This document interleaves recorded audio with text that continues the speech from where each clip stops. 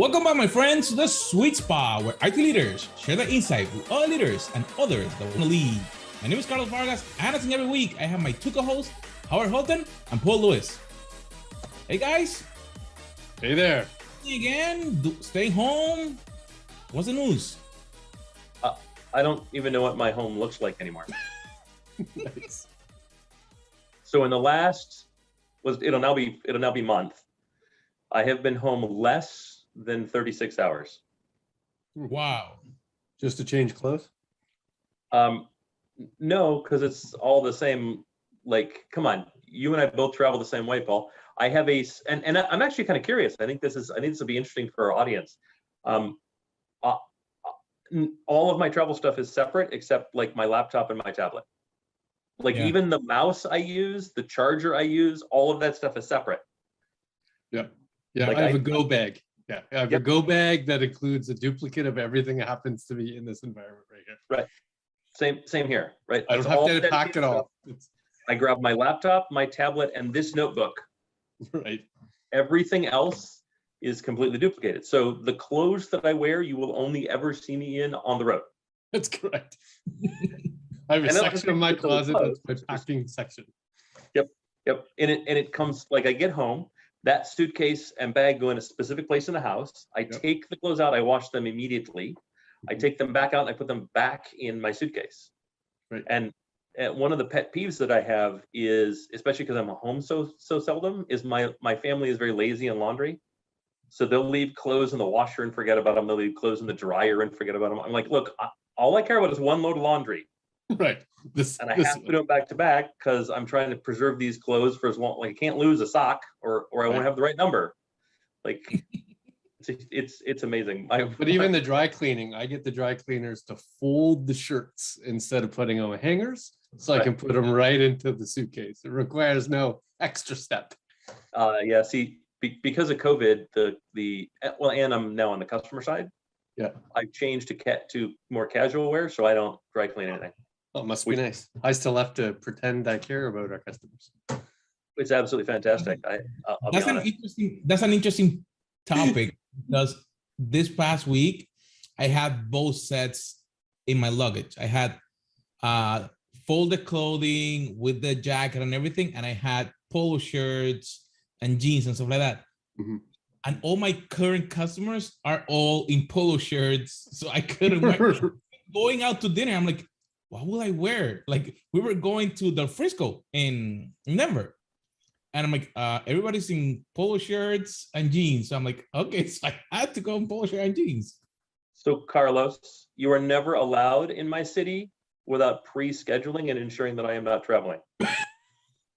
Well, I mentioned it to you that I was going to be in Denver. I know, but it was a conference. I didn't have a choice. And to be totally honest, if it wasn't a conference, like if it was this week, I likely would have rescheduled this week or slid it around so that I could have seen you in person. I know, and I probably will be back. It was a really good time.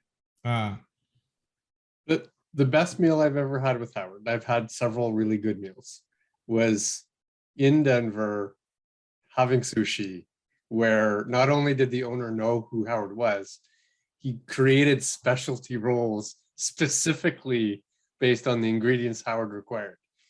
It was awesome. I have no idea what I ate at least 90% of the time, and every single one of it was brilliant. To be clear, that was a roll the owner and I created together. Right. Right. And it used to just be a thing he kept written on a piece of paper next to his station.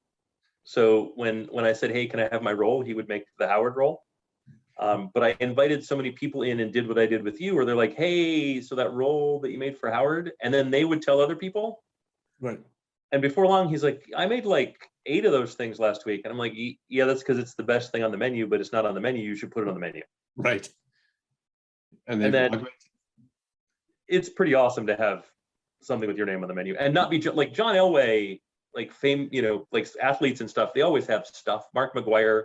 I went to a place that had a Mark McGuire roll, and like that's kind of cool. But when you're just Howard, that's freaking awesome. That's right. It's also worth noting that was the day we met in person. That's true. That's true. Did that include? Was that the day I came to the airport too, or was that the day after? No, that was a different day. You came to the Okay. airport after that. Right. And that was, you had a layover. There was a layover.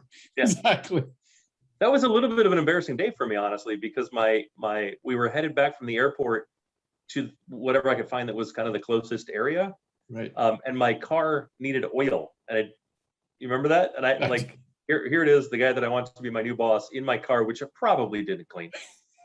No, it was a nice car. Not. But yeah, we had to stop to do some car maintenance. But yeah, we had to stop to put oil in the car because it's a BMW and there's no dipstick. It just tells you when it needs oil. Or you have to stop and let it do a digital read, and the turbos burn oil, and there's nothing you can do about it. So that was hilarious. So food, traveling. What the heck are we doing now? Well, Are we going like back I said, to conferences? Are we going back to the office? What are we doing? yeah. So here I'm doing all of that. I was at a conference last week. I know both of you have been traveling. Mm-hmm. Mm-hmm. Now Mine's I've just been done an domestic. experience. Yeah. Go ahead, you start. I've just done domestic, Huh. right? Mine has all been within the continental United States, and I haven't done any I haven't gone to Hawaii. I haven't done any of that yet. What about you, Carlos?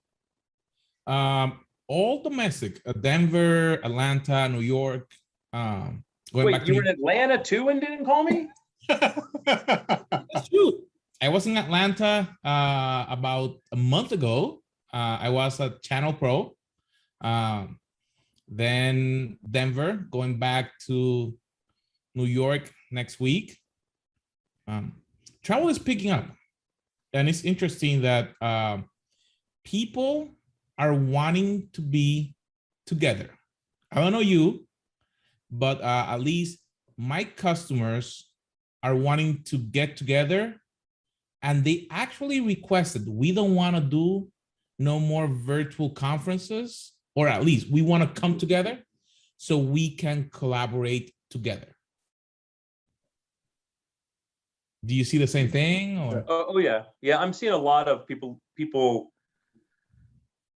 almost looking for an excuse to be in the same room, right? Especially if they can whiteboard. Yes. Right? If there's even the slightest opportunity of collaboration, can we be in the same room because whiteboarding will work?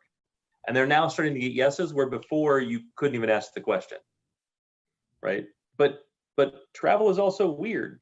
I think it was Spirit Airlines, the yellow airline, had a walk-off. Yes, my sister got stuck in Puerto Rico. She's still there. Oh, wow. American still hasn't staffed. They're having trouble with ground crew, right? Like most of the shops still aren't open. If they are open, in Atlanta, the shops were all empty 3 weeks ago because they just they put out everything they got. And what they got was a tenth of what they're used to, right? So all the hooks are empty. Security lines are insane, and you can tell they're on, TSA is on-ramping new employees because they're putting them on the scanner and they're flagging every single bag. A couple of weeks ago, I went through security, and my wife traveled with me at that time, but she doesn't. I have TSA and clear, and she has neither of those things, so she has to go totally different area. Luckily, she got to use the handicap line because she had injured herself and was walking with a cane and couldn't do it.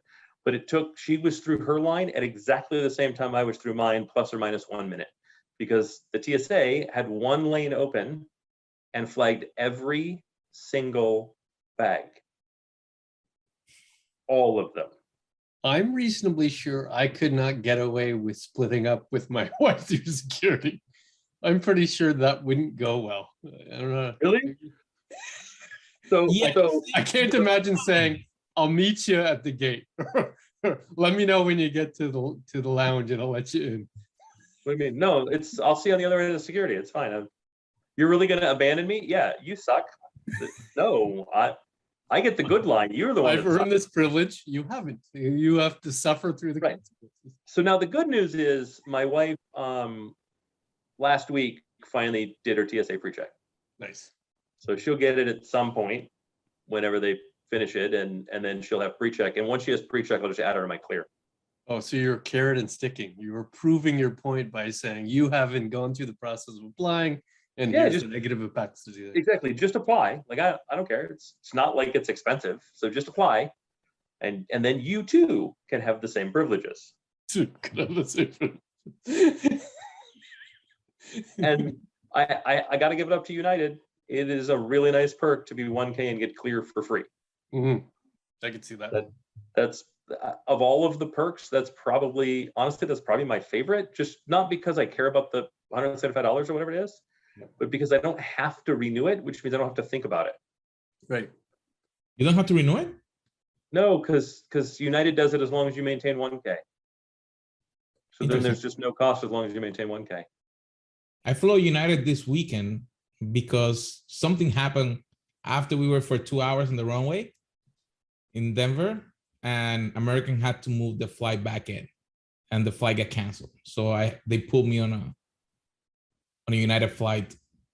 So I think that is the question is, are you gonna then get all your folks to fly back to be on a room, or do you prefer them to stay remote, or to conference or something like that? For me, the answer is yes, but I have a simple team in comparison to you, so you guys might want to dig in differently. Most of my people are in the Atlanta area. Okay.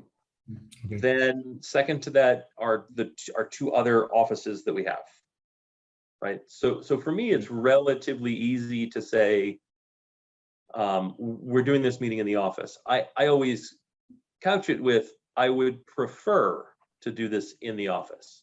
Right. If you do not feel comfortable, do not come in. And like today, we were all in a relatively small conference room. We all wore masks, except when I was presenting, I was 8 or 10 feet away, probably 8 feet away. I was far enough away that I didn't need to wear a mask, and I thought people being able to see my full expression when I'm presenting is important. And so I took my mask off. The rest of the time, in masks. Like, I walked in to here, opened my laptop, and then took off my mask. Right. It didn't happen the other way. I also brought a temperature monitor so I could zap everyone as they walked in the room. And I'm not worried about the effects of COVID on me as much as I'm worried about the fact that I'm traveling and I don't want to spread it. Right. I would be crushed to come home, start feeling sick as I got off the plane and realized that I possibly have infected other people because I was careless. I do not want my carelessness to injure other people. That's my biggest fear. It's much more difficult for us because we're entirely virtual. So, we've got 30 different countries and I've got people in cities around the world. So there's no real place like that we're already congregating.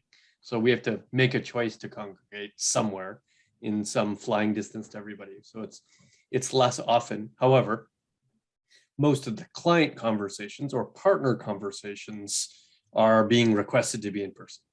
Right. And it's a creativity versus collaboration kind of thing. They're okay sort of doing prep in video, and they're okay doing follow-up on video, but they really want to spend 2, 3, 4 hours in person to have a start from scratch conversation, right? Or an in-depth, detailed, let's mutually draw this path on the whiteboard type of conversation.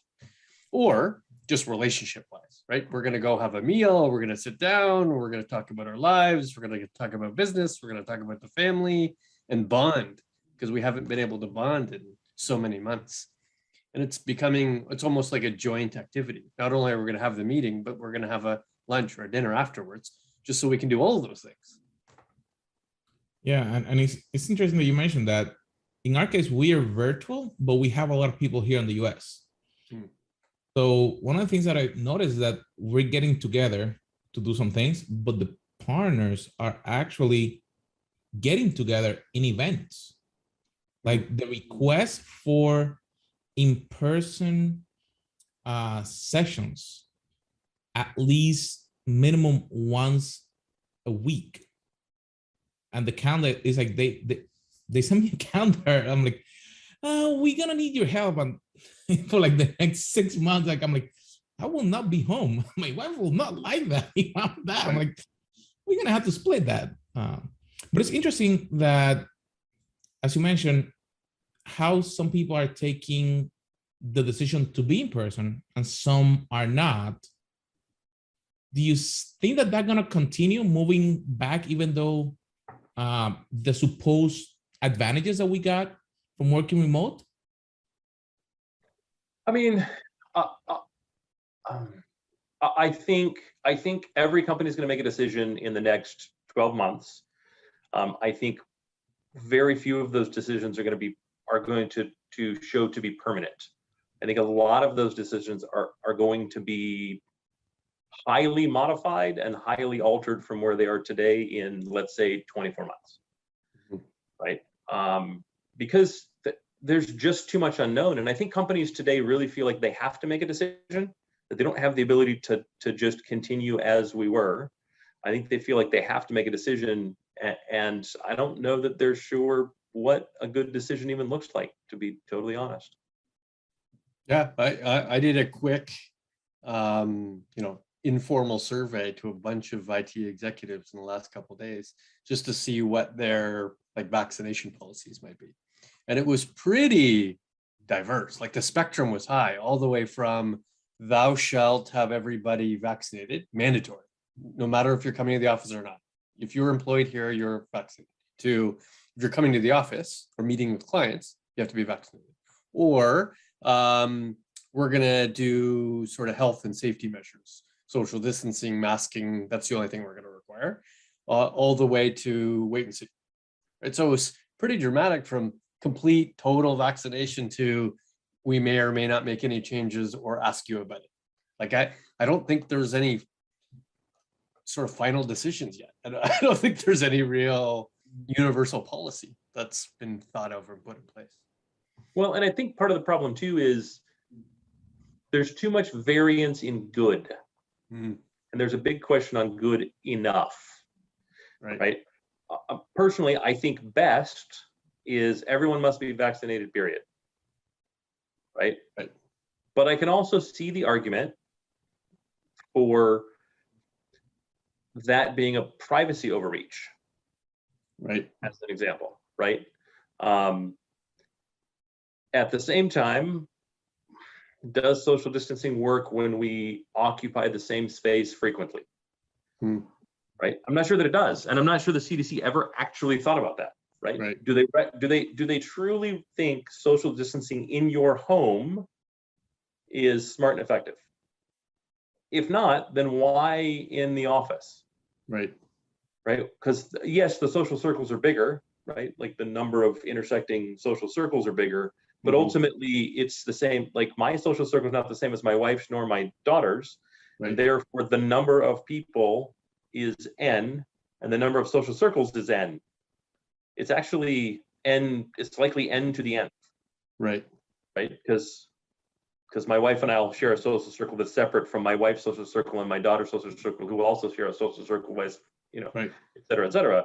And so, yeah, it's exponentially greater in the office, but the risk is exactly equal. And if the problem is preventing infection from a single social circle, then shouldn't we also be social distanced at home? In which case, that would never fucking work. I actually feel safe. Half of America would gladly be socially distanced from their wife all the time, but as long as I get my miles. I feel safer traveling, because just my cross-border experience required 3 COVID tests and double vaccination. Right. So I had to be double vaccinated. I have to get a COVID test to cross into the US. I have to get a COVID test to travel back into Canada, and then another third COVID test once I land in Canada. So I'm constantly getting tested, constantly showing that it's negative, and double vaccinated. Like it's almost a superpower. Like every week I'm getting another test or another 2 tests. It's like I really know whether I have been infected or not. So when you say double vaccinated, what do you mean? You have to have both doses. Okay. Oh, you have to have both doses of the same vaccine. Yeah. Canadians refer to it as double vaccinated, but yeah. But double dose. Vaccinated because there is no single shot. That's not a complete vaccine. I thought J&J was a single shot. No? Sure, but if a single, if to be completely covered requires 2 vaccines, then that's just single vaccinated. Fair enough. Well, Pedantic police. in the break, he's double vaccinated. Yeah, I mean, they are double governmented, right? They have a house of parliament and a crown. That's changed. good.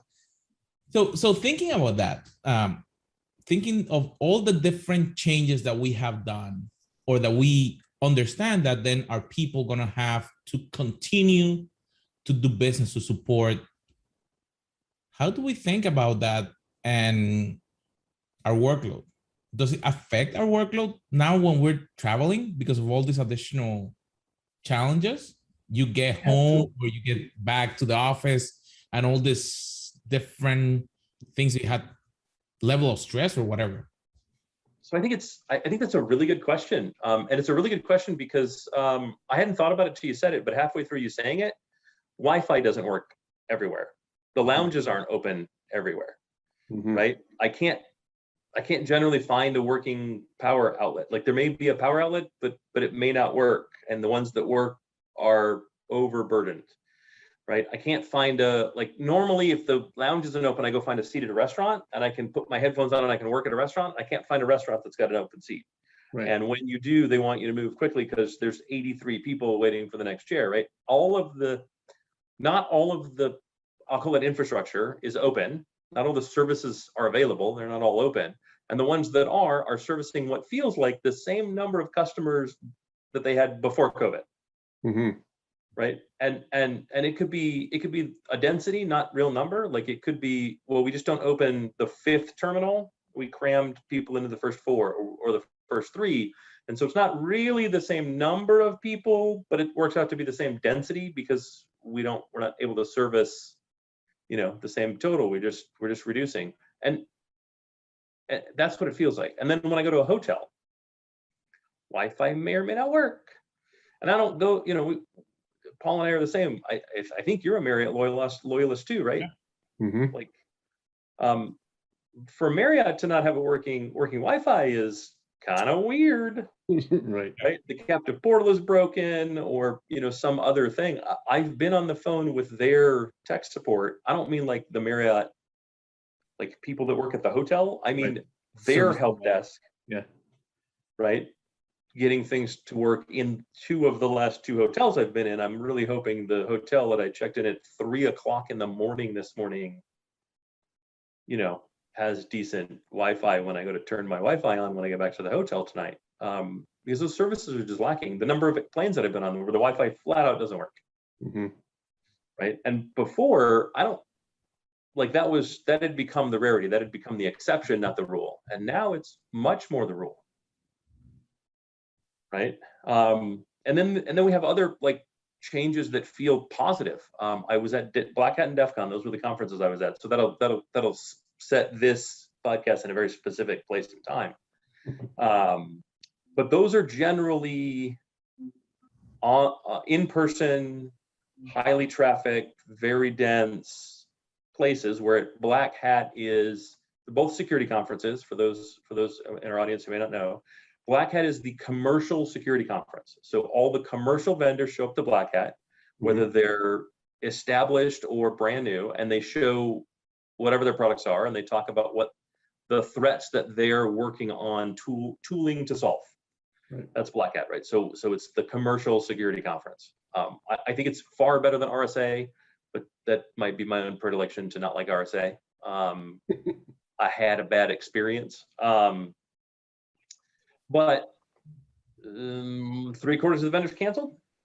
Some a day or 2 before. Wow. Yeah, I don't want to say any names, but huge security vendors that would have, Keystone Platinum level booths canceled the day before the show. Wow. Right. And then you had, so the vendor floor was about 1/4 the size that I expected it to be at Black Hat. And a lot of weird empty spaces, it sounds like. Well, they basically just reduced it down to this small thing. It still was it was a little less dense, but still pretty dense, Right. And then the number of people that showed up, it was the same density for that amount. So the number of people the number of attendees were also reduced. Right. And then there were probably more than that. The nice thing about it was, I just set meetings. Right. Right. Rather than go from vendor booth to vendor booth, I announced on LinkedIn that I was going. And then when people reached out, I looked at what they did and went, yeah, I'll set up a meeting. And then as long as your executive is there, like I'm not going to meet with the sales guy. Right. And then I had really good meetings with the tech founders of tech security startups about kind of what they did and why they did it. We dug into some conceptual stuff and some of my frustration. And one of them was someone that I had met with before that showed me their product, and I gave them a ton of feedback in the initial demo, and they took all of my feedback, and I could see all of it on the screen. Wow. Right. And then we went and had a great time, and we spent 2 hours doing a happy hour and telling stories and really connecting. And I wouldn't trade that for anything. And Did they provide you with the commission check or the patent signature? I was going to ask that. No, but I'm going to have to be a little smarter in how I do that. I did meet with a month ago, I met with a software-defined security vendor out of, software-defined security vendor. I don't want to say where they are because, again, I don't want to give too much away. Out of Palo Alto? And no, they were not a Palo Alto, which is why we give it away. And as I'm talking, their chief marketing officer and head of sales is going like this. Right. We're doing a website reboot, and I'm making notes of all of this. Right. And then their new website comes out, and I'm like, that needs to be a consulting arrangement. I don't know why I keep doing this stuff for free. That's not smart on my part. But then you go to DEF CON, and DEF CON is all researchers. Right. So the difference is Black Hat is what they're making commercial tools for and have commercial tools to sell to solve. Black Hat or DEF CON is the stuff that's 2 years away from having the tooling for. Right.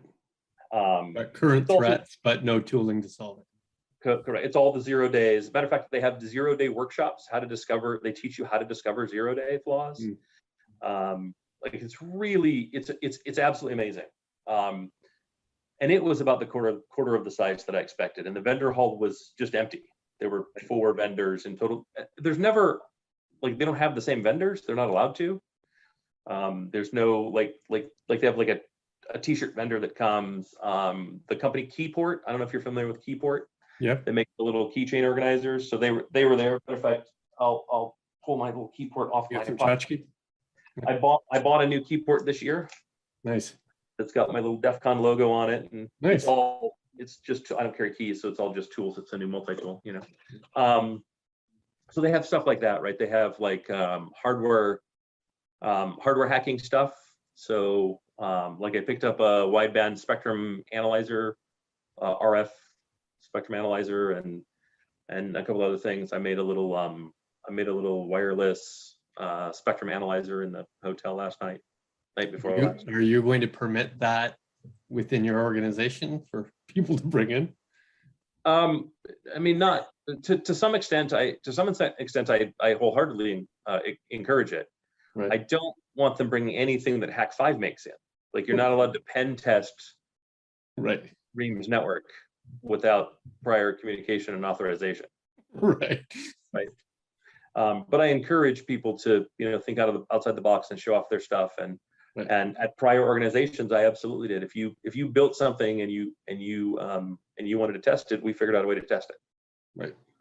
Right. But DEF CON was odd, right? A lot of the people that I expected to be there weren't there. We all didn't communicate using the same methods that we did before. And for the very first time, every talk was, or nearly every talk was virtual. Right? All the main talks were all 100% virtual. Same at Black Hat. So for the very first time, you could live stream it you could watch it live on YouTube from wherever you were at. And while it was also going on in person. But there was no stage that you could watch it at DEF CON. Oh, so there was no actual in person other than and most of Black Hat was the same. Like the keynotes at Black Hat were delivered by virtual presenters. Interesting. They were not, like there was an MC for the first day, and then he turned it over to a virtual presenter. And the second day was totally a virtual presenter. Actually, that was to avoid a congregated audience. I think it was a combination, but it also enabled people who otherwise wouldn't be able to speak because they can't get away. Right. And all of a sudden you open up the number of speakers you have exponentially. Right. Right. For someone like DEF CON, that's super important because you also open up speakers who have horrible stage fright. Well, there's Right. no stage. Right. I like the speaking- hybrid implementation. So I'm speaking at 2 conferences in the next quarter and attending 2 conferences in the next quarter, all of which are hybrid. So there is an Right. in-person experience, and then every single session is also virtually available.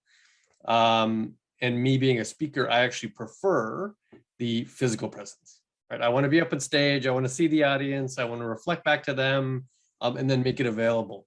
I don't think I would enjoy it as much as a speaker if I was virtually presenting to a physical audience.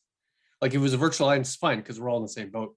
But I'm not sure it would reflect as much. It'd be entertaining as much to a physical audience to watch a virtual presentation. Yeah, I would totally and completely agree with that. I like that transition. I like that virtual is like there's just so much content I can't see. Right. And this way, and there's content that I've sat through that I regretted sitting through because I chose it over something else and something else, and it wasn't any good. And therefore, it feels like that lost opportunity. And since most conferences don't release the recordings, at least they put them behind a paywall. This way, it's like, no, I've already paid for the experience. Don't Right. make me pay twice. And now I can just go back and watch it again and at least see it. So really, on one hand, it was very much not what I expected, right? And I don't know if I would have booked it. You know what I mean? If you knew what it was going If to I be knew like, you going might have into made it a what it was going different to be choice. like. Yeah. I don't know that I would have booked it. At the same time, I'm super happy I did book it because it ended up being very, very valuable. Right. And then Carlos, to Howard went on a 30-minute rant there, but to answer your actual last question, I agree with Howard that lounges have been a pretty significant difference locally, like in part of travel, where I'm used to being a pretty big part of my day, right? Whether it be airport lounge or hotel lounge, both of which are closed.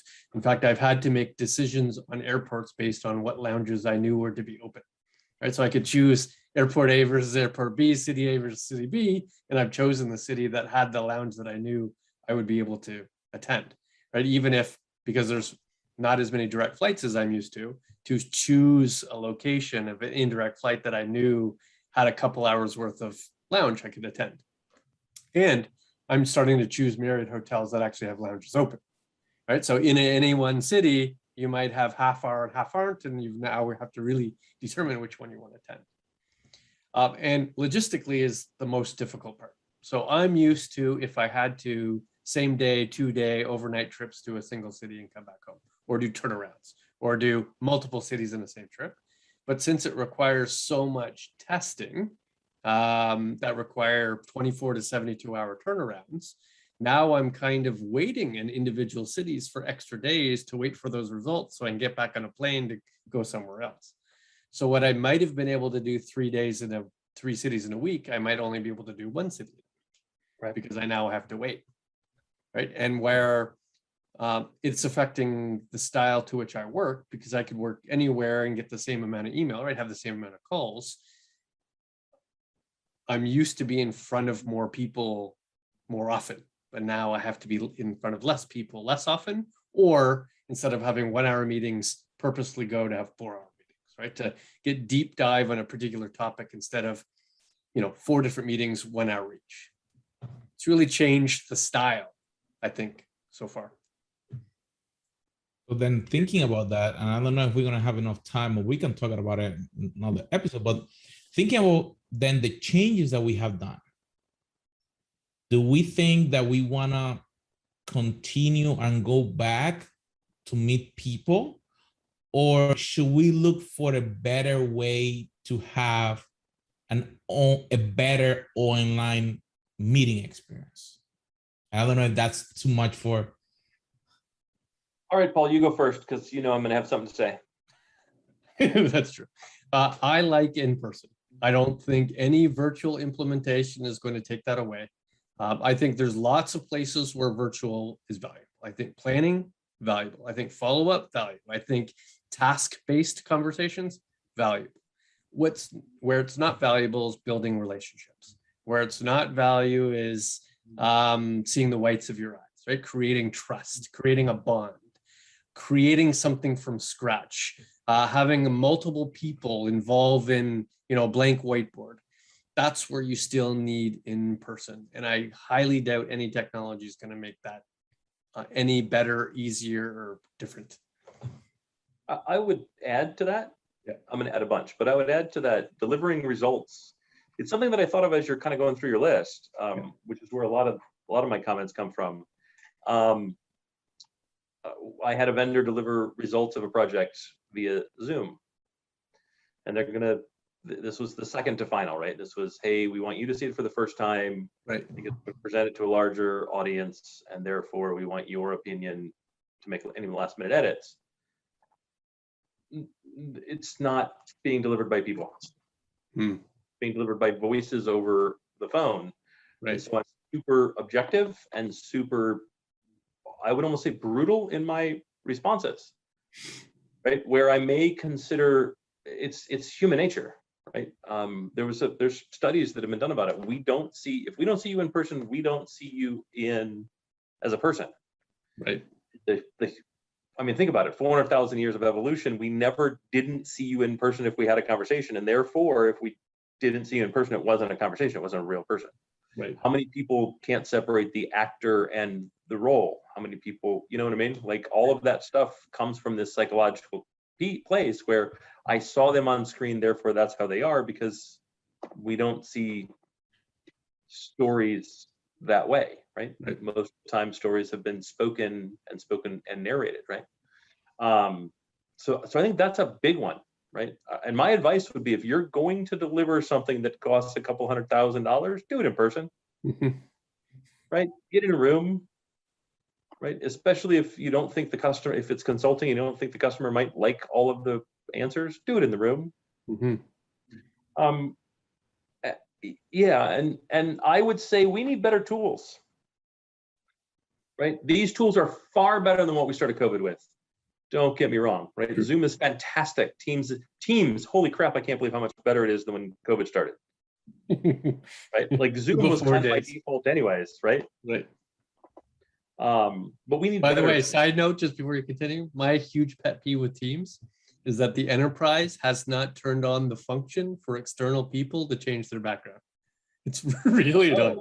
Every time I'm on Teams, I have green screen background because they haven't turned on the configuration to allow me to add it. That's funny. That's funny. So, Carlos could probably tell you a third-party tool that would emulate your camera and allow you to do all of that and then feed in the fake webcam that showed your green screen version of your background. All right.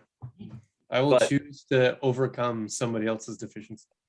But like we got Microsoft Surface Hub. This is my biggest complaint with Teams. We have the Microsoft Surface Hub, the big like 50-inch screen that you roll into a conference room. And I really like the theory of it. But it's a pain to log into. Also, I can't mute. I can't say no audio. Really? Take a look at Teams. Find the no, like in Zoom, the no audio button is simple. You just say no audio. Right. In Teams, the only time I can say no audio is if I transfer the meeting to a new device.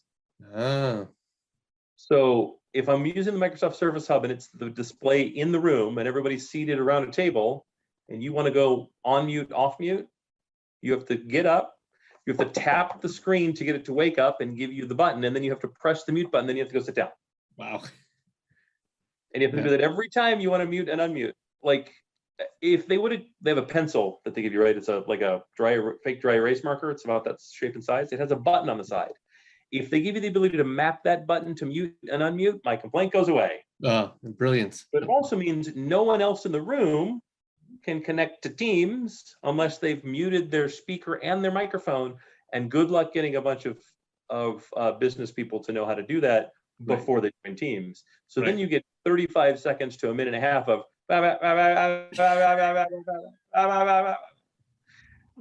it's completely unmanageable for some number of minutes until you figure out who's doing it and force the mute and do the whole thing. Right. right? It's just, and it's weird. And then collaboration tools, they kind of suck.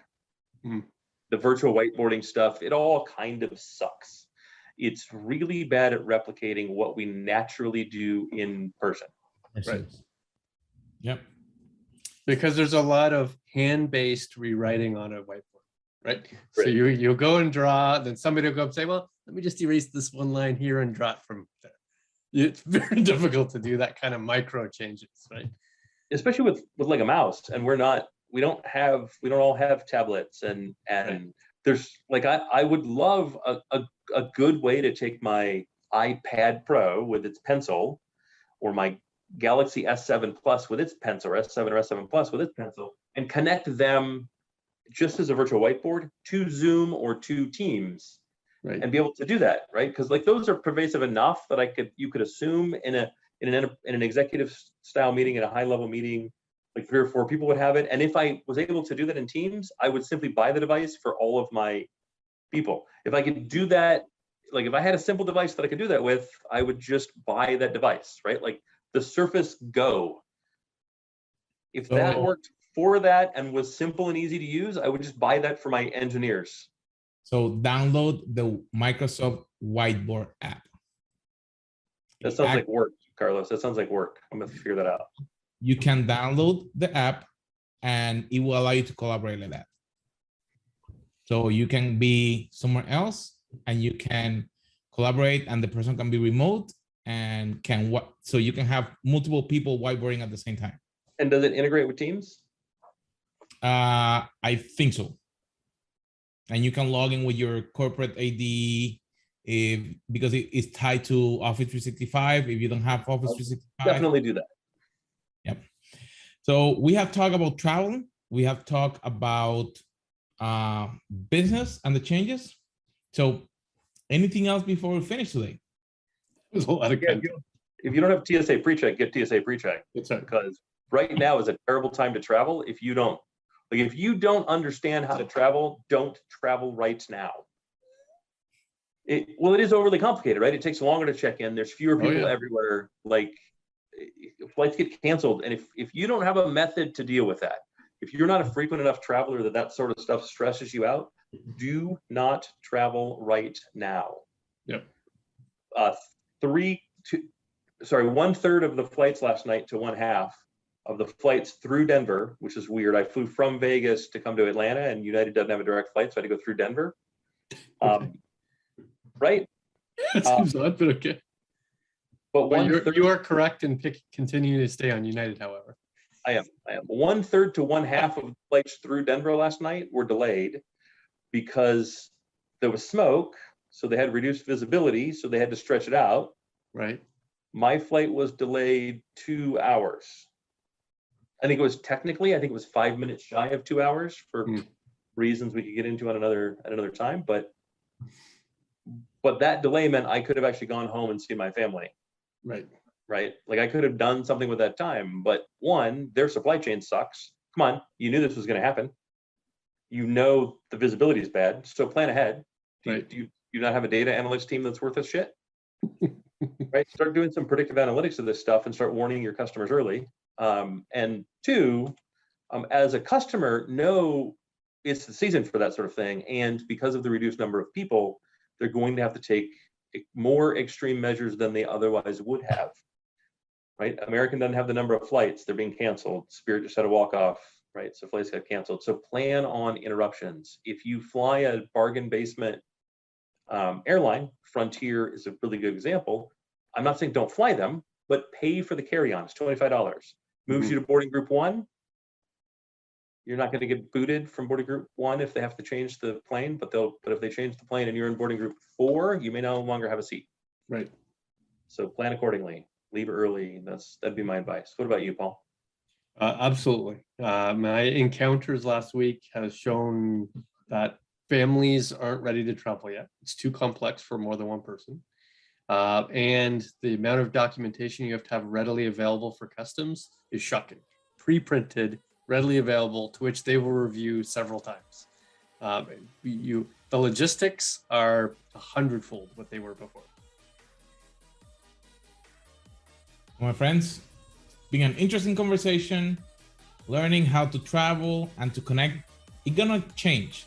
But make sure that as leaders, you train your people. If you're traveling, teach your folks, teach your team, hey, this happened. Now when you have to go, do it this way so you don't waste your time. But remember, make sure that you share, you subscribe, and we'll see you on our next episode.